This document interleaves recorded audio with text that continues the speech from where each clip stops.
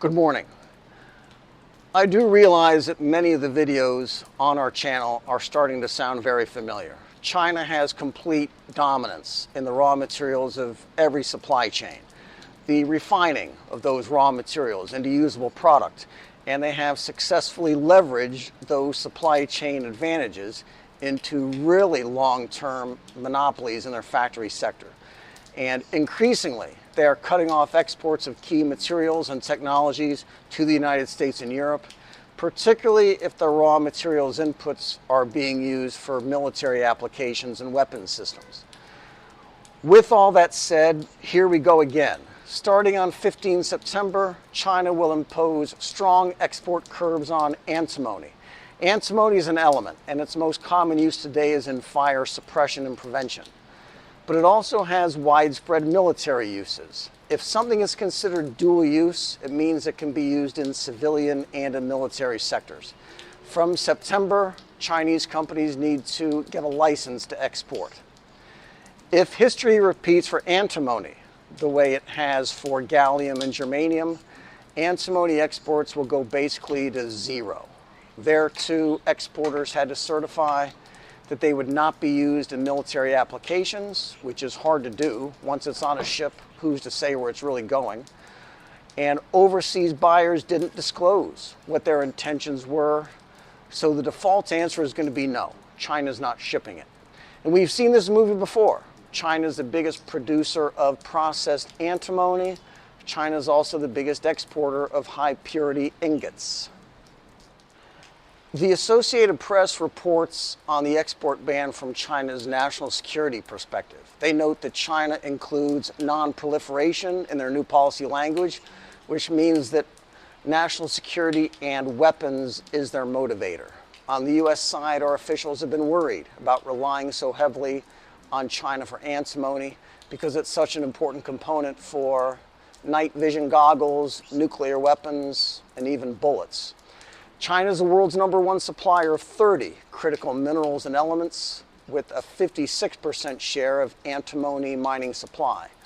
Bloomberg points out that Beijing's export restrictions on some of these materials are likely retaliatory in response to Washington's policies on artificial intelligence and semiconductors, and probably the tariffs too.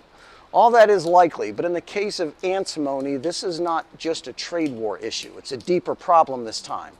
Antimony is just getting increasingly harder and harder to get. China's output of antimony is dropping, down over 60% in 5 years. Should go without saying that no other country is picking up the slack, least of all the United States. The US doesn't produce antimony at all. We need to import all of it. The global supply of antimony is naturally tight anyway, with proven reserves of only 24 years. That is far below practically all the other industrial use metals, silver being the only exception. Antimony production is also falling in Russia hard. The problem for antimony is that we can't find nearly enough of it, and what we do find cannot really be mined profitably. There is no pipeline of supply to turn on. And even if we could, the antimony tends to be in countries that are very friendly to China and less friendly to us. Russia, Tajikistan, European buyers are trying to get supply from Tajikistan, Vietnam, and Myanmar. The US is trying to buy from India. All those countries are either in the BRICS or they're next door neighbors to China, and they're diplomatically very friendly with Beijing. Stands to reason then that antimony prices are skyrocketing, hitting all-time highs, and experts say prices will be going even higher. It's a sign of the times. Everyone wants to stockpile antimony. It's widely needed for military and civilian applications, and nobody wants to sell, so this is going to be a real problem for NATO militaries. And this part should sound familiar too. No US companies make it, but there's one that wants to give it a go. Perpetua Resources has support from the Pentagon and has a big credit line, and they're hoping to get permission to start digging this year. And if everything goes just right, they'll be able to produce by 2028. Again, Everyone in Washington knows we are 100% dependent on China and Russia for antimony, and nobody did anything about it. But now they're studying ways to produce antimony faster. One might have thought that's something that would have been looked into a decade ago, but some investors like the company's chances now.